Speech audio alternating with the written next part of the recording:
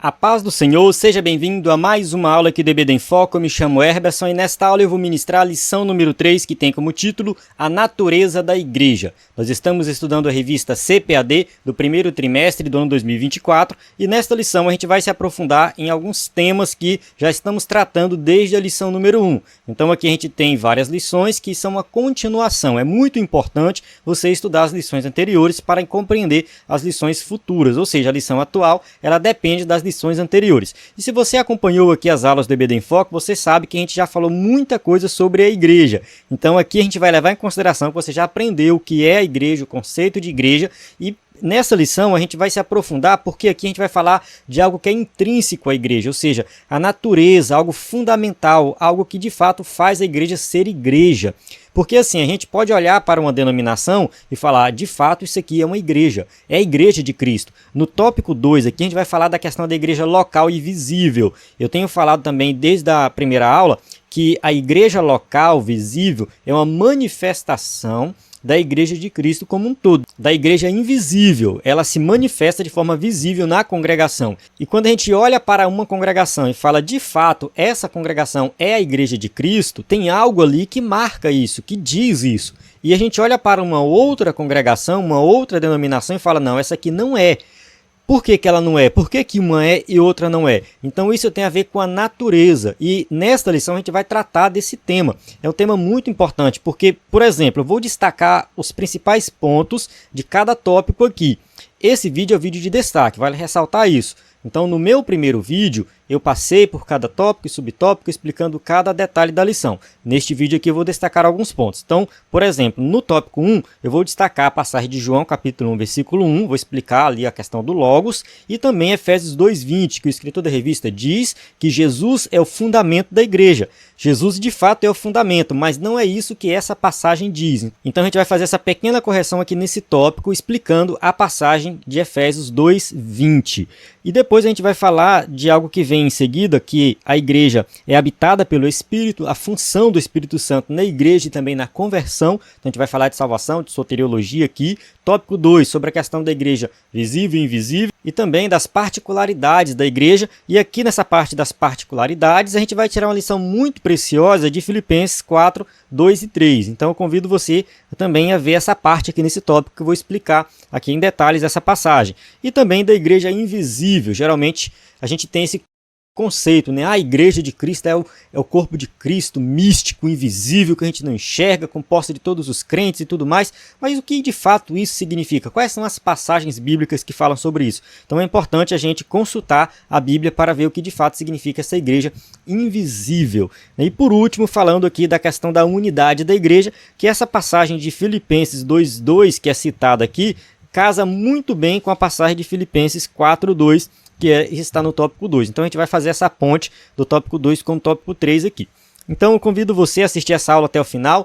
Eu pretendo aqui realmente fazer uma exposição aqui dessa lição com o objetivo de aprofundar o nosso conhecimento, né, com relação a esse tema. Vou usar alguns livros aqui, vou indicar alguns livros também que você pode procurar outros também aí para se aprofundar dentro desse tema. Geralmente os comentários bíblicos ajudam muito, então eu vou fazer uso de comentários bíblicos aqui para a gente se aprofundar e também de uma teologia sistemática. Antes de começar a aula, só quero apresentar para você algo que eu já apresentei na aula anterior e vou continuar apresentando porque é algo muito bom que o EBD em Foco lançou. Você que conhece o EBD em Foco sabe que a gente já tem os slides em PowerPoint das lições atuais de adultos e jovens e você pode usar na sua igreja o slide em PowerPoint. Então isso aí já é conhecido. Se você não conhece, acesse ebdemfoco.com. Vou acessar a plataforma e mostrar uma novidade aqui da plataforma. Então aqui eu estou na página inicial do EBD em Foco. E aqui, quando você vai um pouco para baixo, você vai ver uma parte que fala dos slides das revistas anteriores ou slides grátis. A gente resolveu disponibilizar todos os nossos slides feitos no passado gratuitamente. Por que isso é importante? Porque você pode usar esses slides aí na sua igreja para ministrar no culto de ensino, para trazer algum ensino com algum tema que a gente já tratou e também para se aprofundar no tema da revista atual, né? Então você clica aqui, vai abrir aqui uma página e é totalmente gratuito, você não paga nada. E aqui você pode pesquisar, por exemplo, igreja. Igreja. Olha só. vai aparecer tudo que a gente já postou sobre igreja, vários slides, a missão social da igreja, várias coisas sobre igreja, a igreja perseguida, enfim. Então assim, é muito bom mesmo porque você vai achar muita coisa. Se você colocar aqui Efésios, olha só quantos slides aqui que a gente tem sobre Efésios, inclusive a passagem que tem aqui sobre a questão do fundamento, né? Então assim, Efésios 2:20, tem slide aqui dessa passagem de Efésios 2:20, ok? Edificado sobre o fundamento dos apóstolos, dos profetas. Então é bem interessante aqui você, né, quem sabe, dar uma lida nesse material. Basta clicar na setinha aqui para fazer o download, baixar e fica para você. Ele é em PDF. Se você quiser o slide em PowerPoint, tem sim disponível também esses slides em PowerPoint, mas para quem é assinante. Quem não é assinante consegue baixar em PDF, que dá para usar também, tá? Então quem é assinante vem aqui slides anteriores, tem adultos e jovens, e vai baixar em PowerPoint. Bem, então vamos lá, vamos começar aqui a nossa aula. E no tópico 1, aqui a gente tem que uma igreja verdadeira, ela é fundamentada na palavra. E o escritor da revista vai falar aqui de duas palavras. A primeira palavra é a palavra encarnada, que é Jesus Cristo. E aqui a gente tem a passagem de João capítulo 1, versículo 1. Vamos dar uma olhada nessa passagem aqui. Então aqui é o slide que a gente usa. Não vou usar o slide completo nessa aula, só para destacar alguns versículos. João capítulo 1, versículo 1. No princípio era o verbo, e o verbo estava com Deus, e o verbo era Deus. Então assim, aqui a gente tem uma passagem muito profunda que fala da questão da encarnação do verbo de Deus. A palavra original aqui usada por João é logos. Logos pode ser traduzido como palavra, como verbo, mas tem um significado muito profundo para aquela época. Quando a gente olha para o Antigo Testamento, no caso aqui, João escreve para os judeus e para os gregos.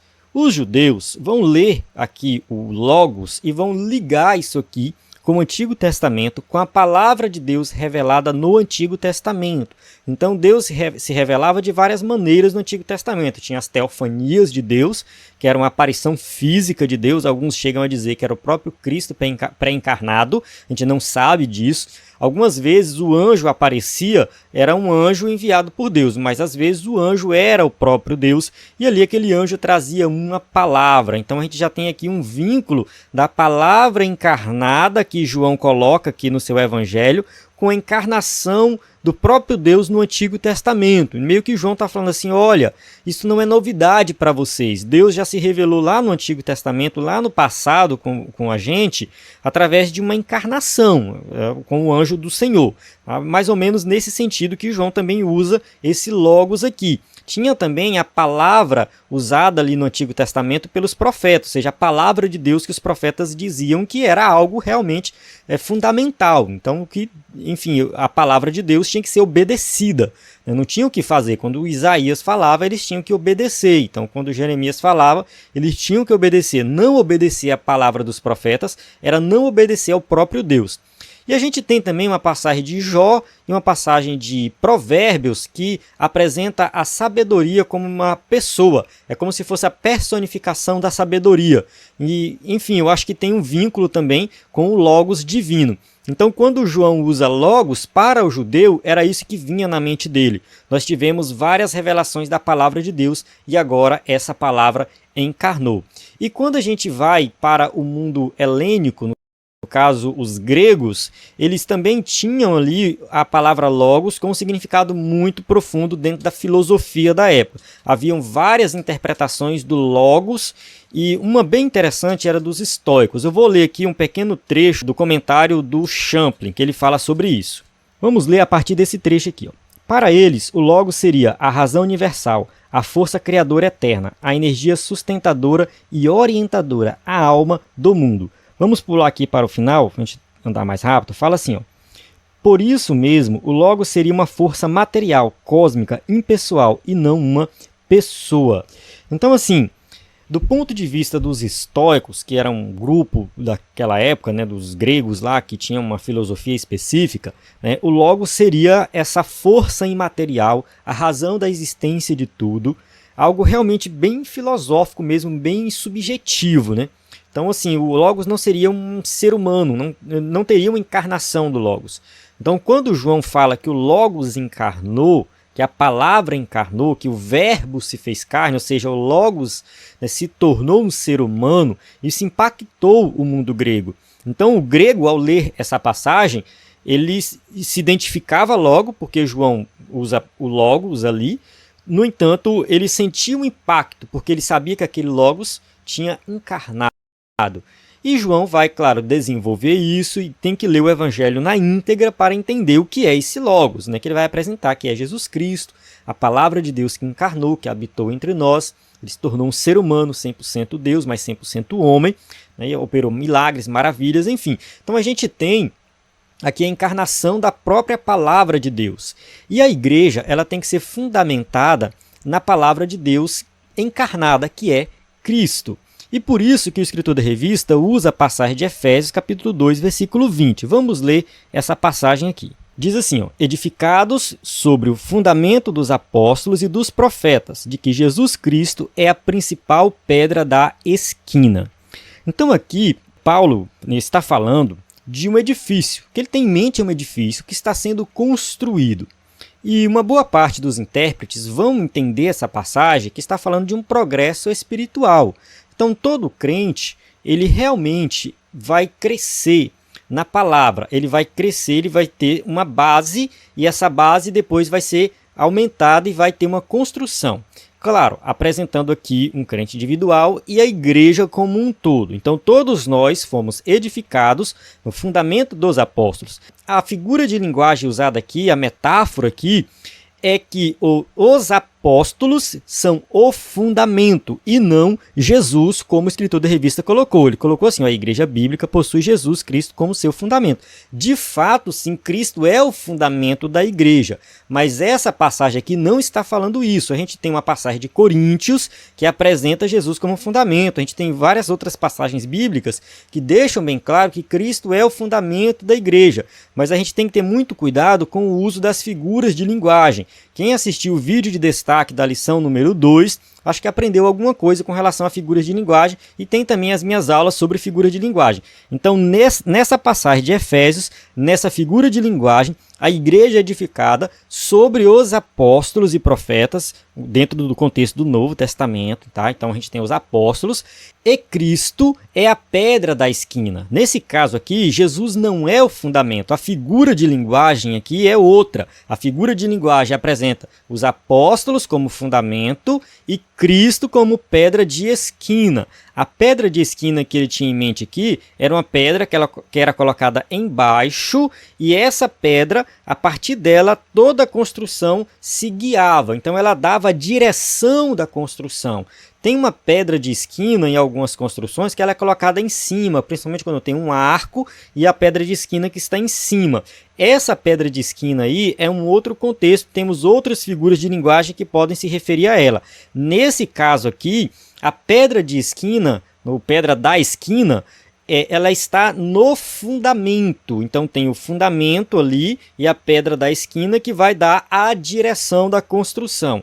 Então assim, a igreja verdadeira, ela tem Cristo que dá a direção para tudo. Tudo é construído e direcionado a partir de Cristo, e os apóstolos e profetas, eles são aqueles que fazem parte dessa construção, principalmente na igreja primitiva, porque eles deram o direcionamento, pregando o evangelho, enfim, eles realmente têm um papel fundamental e importante dentro do contexto da salvação, tanto que a gente tem passagens bíblicas que estão dentro de um contexto escatológico e ali é apresentado também um papel muito importante dos apóstolos, né, que Jesus escolheu. Enfim, então a gente tem realmente uma passagem que apresenta aqui que uma igreja verdadeira tem Cristo como pedra da esquina e dá a direção de tudo. Continuando, ele vai falar da Bíblia, né? Em segundo lugar, uma igreja bíblica fundamentada nas escrituras sagradas, a palavra inspirada. Então a gente tem a Bíblia também como nosso fundamento. Por que que a Bíblia é um fundamento da igreja, é algo importante? A Bíblia ela tem que ser usada, porque é através dela que a gente conhece Jesus. É através da Bíblia que a gente conhece as histórias do Antigo Testamento, o plano de salvação, enfim. A Bíblia apresenta para nós tudo que nós precisamos para alcançar a salvação, para ter acesso a Deus. Então não faz sentido eu menosprezar a Bíblia, eu ignorar a Bíblia, eu modificar a Bíblia, eu minimizar a Bíblia. Não faz sentido. Eu tenho que ter a Bíblia como algo fundamental, porque a igreja que se firma na Bíblia, ela vai crescer. A igreja que se firma na Bíblia, ela vai desenvolver. A pregação ela tem que ser bíblica, a pregação tem que ser cristocêntrica. Então, se você quer pregar na sua igreja, estude a Bíblia, interprete a Bíblia e coloque Cristo como o ponto principal da sua mensagem, mesmo que você prega no Antigo Testamento. Eu tenho um vídeo que eu disponibilizei nos nossos grupos do WhatsApp, inclusive você pode entrar no grupo, na descrição do vídeo tem um link para entrar no grupo do WhatsApp. Nos meus grupos eu enviei o vídeo que eu tenho aqui, inclusive tem no canal do YouTube também, pregando Cristo em toda a Escritura. Como que você encontra Cristo nas passagens do Antigo Testamento? Então é muito importante você que é pregador, professor da EBD, sempre apresentar o Evangelho, apresentar Jesus Cristo nas suas mensagens, mesmo que seja uma passagem do Antigo Testamento. Então, assim, é um tema muito rico, tema profundo. Você já percebeu que só o tópico 1.1 aqui já dá uma aula inteira na EBD, né? Mas a gente tem que continuar. Aqui dentro do tópico 1 ainda, o tópico 1.2, fala que a igreja é habitada pelo Espírito. Então, assim, uma igreja verdadeira tem que ter o Espírito Santo. O Espírito Santo tem que habitar dentro dos crentes, porque os crentes fazem parte do corpo de Cristo, consequentemente, o Espírito Santo habita na igreja. Qual é o papel do Espírito Santo na igreja? Vamos começar pela questão da salvação. Aqui ele cita João 16, de 8 a 11. Essa passagem ela é muito importante porque ela vai dizer o seguinte, que o Espírito Santo convence o ser humano do pecado, da justiça e do juízo. Isso está em João 16, de 8 a 11. Recomendo você fazer essa leitura aí. E, assim, não tem ninguém que se converta se não tiver sido convencido pelo Espírito Santo. Então, é o Espírito Santo que toca no coração, faz com que a pessoa reconheça que é um pecador e somente depois é que essa pessoa realmente vai gerar fé no seu coração e vai crer no Evangelho. Então, o ponto principal é o Espírito Santo, é ele que vai convencer. Em Atos 16, 14, está escrito assim, ó, e uma certa mulher chamada Lídia, vendedora de púrpura, da cidade de Tiatira, que servia a Deus, nos ouvia, e o Senhor lhe abriu o coração para que estivesse atenta ao que Paulo dizia.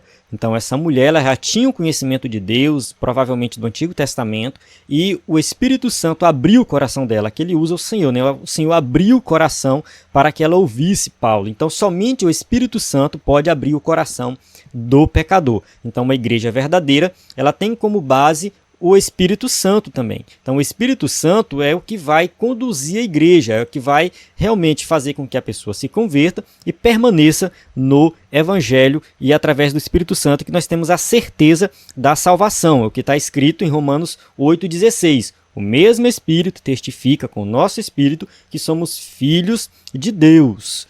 E Romanos 8,14, porque todos os que são guiados pelo Espírito de Deus, esses são filhos de Deus. Então é importante que o crente tenha isso em mente. Se ele tem alguma fé, alguma convicção, se ele tem algo relacionado à salvação dentro de si, que ele crê de fato no Evangelho, isso só aconteceu porque o Espírito Santo convenceu. Não tem ninguém que é salvo porque se esforçou por conta própria. Isso não existe. Tá? Todo mundo que é salvo só foi salvo porque um dia o Espírito Santo tocou no coração. Certo? Então aqui a gente encerra o tópico 1, vamos para o tópico 2. O tópico 2 diz assim, ó, a natureza da igreja nas suas dimensões local e universal. Então aqui a gente tem um ensinamento muito profundo da questão do que de fato significa ser igreja, né? Porque tem algumas pessoas que pensam assim, a igreja somos nós, porque o Espírito Santo habita dentro da gente, então eu sou a igreja individualmente. Esse pensamento não é um pensamento muito correto, porque igreja pressupõe reunião. A palavra eclésia, assembleia, então é reunião de todos os crentes. Essa reunião, ela é algo místico, sobrenatural? Sim, porque ela aponta para todos os crentes que são salvos de todas as épocas, de todos os lugares. Então, realmente, o corpo de Cristo também é algo místico, algo universal. Porém, a igreja ela tem que se mostrar de forma visível, e é aí que entra a congregação local, a reunião de crentes de forma física, visível. E aqui a gente precisa entender que a igreja local, ela tem sim um papel importante dentro do reino de Deus. A gente não pode menosprezar a igreja local. Isso está registrado em Hebreus. Tem uma passagem em Hebreus, não estou lembrado agora o capítulo ou o versículo, mas deixa bem claro que nós não devemos abandonar a nossa congregação. Então, assim, a igreja local é a reunião dos crentes de forma física, que ela é a manifestação da igreja invisível. Vamos ler aqui um trecho do livro Teologia Sistemática do Miller de Erickson. Eu li esse trecho aqui no meu primeiro vídeo com slide e vou ler novamente aqui. Diz assim, ó, devemos observar que a congregação específica ou o grupo de crentes de um lugar determinado nunca é considerada somente uma parte ou um componente da igreja como um todo. Ou seja, a gente não pode dizer que uma congregação é uma parte do povo de Deus. Não, não é só uma parte. Ele diz assim, ó, a igreja não é a soma ou a combinação de grupos locais específicos. Em vez disso, o todo é encontrado em cada lugar. Temos indicado que a soma das congregações não produz a comunidade total da igreja. Cada comunidade, por menor que seja, representa a comunidade total, a igreja. Então a sua congregação, por mais que ela seja pequena, tem poucos membros, ali é uma representação de toda a igreja de Cristo. Não é só uma parte do povo de Deus. É toda a igreja é representada ali. Aí ele coloca aqui mais uma vez algo que casa muito bem com o que está na revista. Paulo envia sua carta à igreja de Deus em Corinto. Observe-se que ele está escrevendo à igreja como é manifesta ou aparece em um lugar, isto é, Corinto. Ela é uma em todo o mundo, mas ao mesmo tempo está plenamente presente em cada assembleia particular. Eu particularmente acho isso muito profundo, né? Porque assim, a partir do momento que eu tive o entendimento que a minha congregação, por menor que ela seja, que estou ali congregando, poucos membros, ela é a representação da igreja de Cristo como um todo, eu posso dizer que a minha mente se abriu assim para algo extraordinário, porque eu comecei a valorizar muito mais minha congregação. Não que eu não valorizava antes, mas eu passei a ter um entendimento muito mais profundo disso e que realmente eu vi que ali está o povo de Deus na sua integralidade. Realmente, a congregação local é a representação física da igreja de Cristo. E o escritor da revista continua aqui e vai falar que cada uma dessas congregações tem suas particularidades, ou seja, elas têm características diferentes. Então, quando Paulo escreve à igreja de Filipos, lá ele encontra um problema. Quando ele escreve na igreja de Tessalônica, ele encontra um outro problema. E aqui a gente tem essas passagens bíblicas que vale a pena a gente ler e falar um pouco delas. Filipenses 4, 2 e 3 diz assim, ó, rogo a Evódia e rogo a Sintique que sintam mesmo no Senhor. E peço-te também a ti, meu verdadeiro companheiro, que ajudes essas mulheres que trabalharam comigo no Evangelho e com Clemente e com os outros cooperadores cujos nomes estão no livro da vida. Então aqui Paulo escreve uma carta para uma igreja que ele conhece, o pessoal que já se relacionou com ele, e ele sabe de um problema que está acontecendo entre duas irmãs. E ele vai tratar esse problema. E ele pede para que elas, né, sintam mesmo no Senhor. Isso aqui casa muito bem com o que está no tópico 3.2, que ele fala assim, é Filipenses 2:2. Completai o meu gozo para que sintais o mesmo, tendo o mesmo amor, o mesmo ânimo, sentindo uma mesma coisa. Então a gente tem aqui que a igreja ela tem que ser unida, a igreja não pode se separar, que é o tema aqui do tópico 3, né? A igreja tem que ser unida, a unidade da igreja. Então essas irmãs, elas tiveram algum desentendimento ali, não sabemos exatamente o que, e Paulo não está falando para elas empurrarem isso para debaixo do tapete, não. Paulo está falando para tratar a situação, para resolver o problema e que elas mantenham o foco em Cristo, o foco na doutrina. Tem um livrinho bem interessante que fala desse tema, que é esse livro do J. Carso, Coração de Crente, Ensinos para a Vida Cristã em Filipenses. É um comentário de Filipenses em formato de exposição, tipo pregações, tá? No caso não é uma exposição exegética, tá? Mas enfim, ele coloca assim para as irmãs. Ele cita aqui Filipenses 2, de 1 a 2, ele fala assim, ó, se há, pois, alguma exortação em Cristo, alguma consolação de amor, alguma comunhão do Espírito, se há entrâneos afetos e misericórdias, completai a minha alegria de modo que penseis a mesma coisa, tenhais o mesmo amor, sejais unidos de alma, tendo o mesmo sentimento. Ou seja, o que Paulo está querendo dizer aqui? Em outras palavras, Paulo apela para que tenha uma atitude de pensamento que adote a mesma direção básica que a de outros crentes, o mesmo alvo fundamental, a mesma orientação e as mesmas prioridades, ou seja, uma orientação evangélica. O que ele está querendo dizer é que nós temos que pegar os nossos problemas, colocar na mesa, conversar e olhar qual é o nosso alvo, qual é a nossa direção. A gente não deve esperar da igreja que todo mundo pensa igual. Não deve esperar, porque as pessoas têm suas particularidades, têm seus problemas, têm suas dificuldades. Cada um pensa de uma maneira diferente. Tudo bem. Porém, essa diversidade tem que viver em união. Essa diversidade tem que ser colocada ali junto e todo mundo tem o mesmo foco, que é pregação do evangelho, apresentar Cristo para as pessoas, crer em Jesus como Salvador. Enfim, a gente tem um alvo principal que é Cristo. E a gente não pode perder esse alvo de vista, a gente não pode perder por causa de desavenças, confusões, nada disso. Tudo tem que ser resolvido no Evangelho. Então, assim, essa igreja tinha esse problema e Paulo vai resolver esse problema. Aí na carta aos Tessalonicenses tem outro problema e assim vai. Não vou entrar em detalhes aqui, né, mas a gente pode citar, por exemplo, as cartas no Apocalipse. Apocalipse 2 e 3 tem cartas para 7 igrejas e cada uma daquelas igrejas tem uma particularidade, tem pontos positivos e pontos negativos. Então, cada uma daquelas igrejas foram igrejas que existiram, aquelas cartas foram direcionadas a elas, e quando tinha algum problema, alguma coisa que tinha que ser tratado, está bem claro lá na carta que realmente eles tinham que tomar uma posição.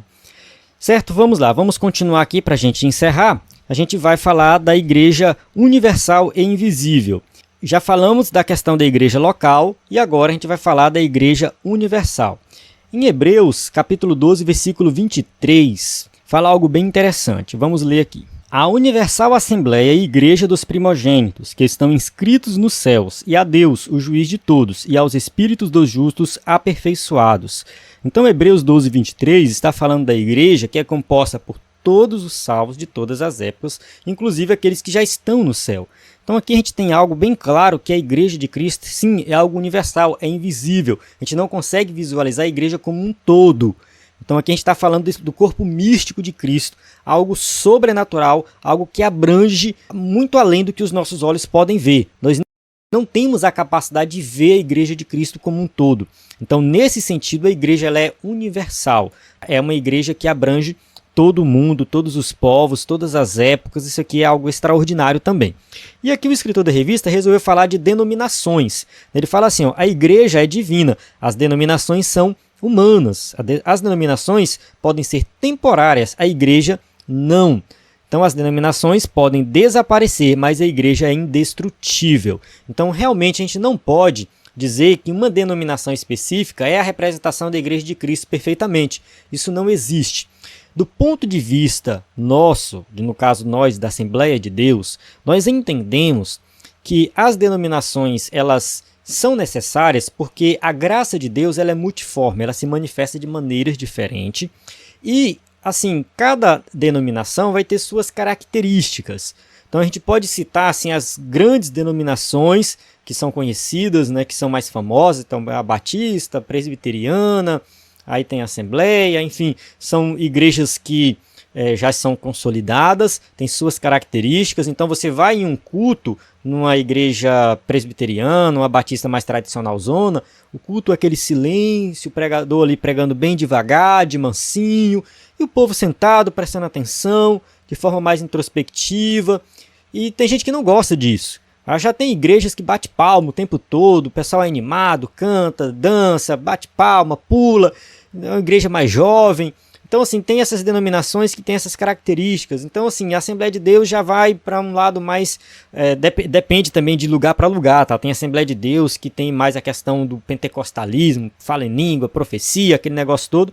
Já tem a Assembleia de Deus que já é mais tranquilo, o pessoal mais calado, ouvindo a palavra. Então, isso vai mudar de região, vai mudar de cultura, vai mudar de denominação, a cultura da denominação, a estrutura do culto.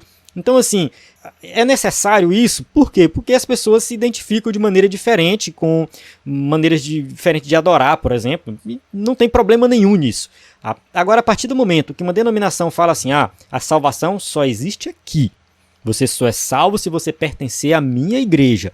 Aí a gente tem problema. E aqui a gente pode fazer uma ponte lá com o tópico 1, porque no tópico 1 diz que uma igreja verdadeira ela é fundamentada na palavra encarnada. Então tem Cristo como centro, como pedra de esquina, que vai dar a direção, tem a Bíblia, né, como fundamento. Beleza. Igrejas que geralmente, né, dizem que a salvação só acontece lá, ela tem alguma distorção com relação à pessoa de Cristo. Isso acontece com muita frequência. Por exemplo, os testemunhos de Jeová, eles defendem a ideia que só existe salvação lá, né, e que para eles, né, o verbo que se fez carne, o verbo não é Deus, é um Deus. Jesus é como se fosse uma criação do Pai, um Deus de segunda categoria. Ele não é o Deus verdadeiro que encarnou. Então eles colocam Jesus como algo menor do que o Pai, né, e tem toda uma doutrina em cima disso. Então é bem complicado mesmo. Eles mexem por completo na estrutura do Evangelho. E aí realmente se torna uma seita, uma heresia. E tem várias outras denominações que vêm com essas heresias por aí, com várias interpretações erradas da Bíblia, mas principalmente com relação à pessoa de Cristo. Então a pessoa de Cristo, quando ela é explicada de maneira errada, de maneira herética, essa igreja geralmente tende a ser exclusivista. Então você tem que crer no Cristo da maneira que a gente crê. Então isso aí está totalmente errado. Essas igrejas aí eu não considero que elas são igrejas verdadeiras. Agora você pega várias denominações diferentes, mas que crê no evangelho correto, apresenta Cristo como Deus, apresenta a doutrina da Trindade, salvação pela fé. Então assim, a base está consolidada, tá? A base está consolidada. Muda uma coisinha ou outra, beleza, não tem problema. Muitas vezes essas questões são secundárias, não dizem nada com relação à base fundamental do evangelho. Amém? Então, assim, denominação, algo passageiro, algo terreno, não vai para o céu, tá? Mas a gente tem que saber escolher uma denominação que seja bíblica, que seja realmente fundamentada nas Escrituras. E agora, no tópico 3, a gente vai falar da igreja na sua dimensão comunitária. Eu já adiantei alguma coisa aqui, né, falando da unidade da igreja, lendo Filipenses capítulo 2, versículo 2. E é importante a gente destacar aqui a questão da igreja ser o corpo de Cristo. A gente tem aqui a passagem de 1 Coríntios capítulo 12, versículo 12. Na verdade, a gente tem aqui basicamente uma pequena explicação da nossa leitura bíblica em classe, que é 1 Coríntios 12, de 12 a 27. A gente já falou dessa figura de linguagem na lição anterior, que apresenta a igreja como corpo de Cristo e apresenta cada pessoa que participa, né, que está ligada ao corpo de Cristo como um membro do corpo e que ninguém é mais importante ou menos importante do que ninguém. Então Paulo vai deixar bem claro isso aí, ele vai falar assim, ó, se todo o corpo fosse olho, onde estaria o ouvido? Se todo o corpo fosse ouvido, onde estaria o olfato? Mas agora Deus colocou os membros do corpo, cada um deles como quis. Então cada membro está no seu lugar, na sua posição devida, e cada um é importante. E ele fala assim, e se todos fossem um só membro, onde estaria o corpo? Agora, pois há muitos membros, mas um corpo. Então nós somos muitos, mas pertencemos a um único corpo. Então Paulo deixa bem claro assim que a necessidade da igreja viver em união. Tá? É isso que ele está mostrando. É necessário a igreja viver em união. Um depende do outro. Se um sofre, o outro sofre também. Ele coloca isso no versículo 26. De maneira que se um membro padece, todos os membros padecem com ele. E se um membro é honrado, todos os membros se regozijam com eles. Então assim, não faz sentido eu ver o meu irmão sofrendo e deixa pra lá, tem que sofrer. Não, eu tenho que ajudar o meu irmão, eu tenho que estar ao lado dele, eu tenho que ser o companheiro dele. Então é isso, a igreja ser unida, né? A igreja se preocupar com as necessidades, no caso, os membros do corpo se preocupar com as necessidades de cada membro do corpo. A ideia é essa figura de linguagem que Paulo usa aqui é nesse sentido, é para que nós realmente saibamos o nosso papel, qual é a nossa função e que também nós possamos viver em união, ajudando uns aos outros, contribuindo aí no reino de Deus, né, porque nós pertencemos ao corpo de Cristo. Amém? Então eu vou encerrar aqui essa aula. Eu já falei aqui da questão da igreja viver em unidade, né, e a questão da diversidade também eu já comentei anteriormente. Eu acredito que você que acompanhou até aqui, né, teve uma compreensão aí melhor da lição, né?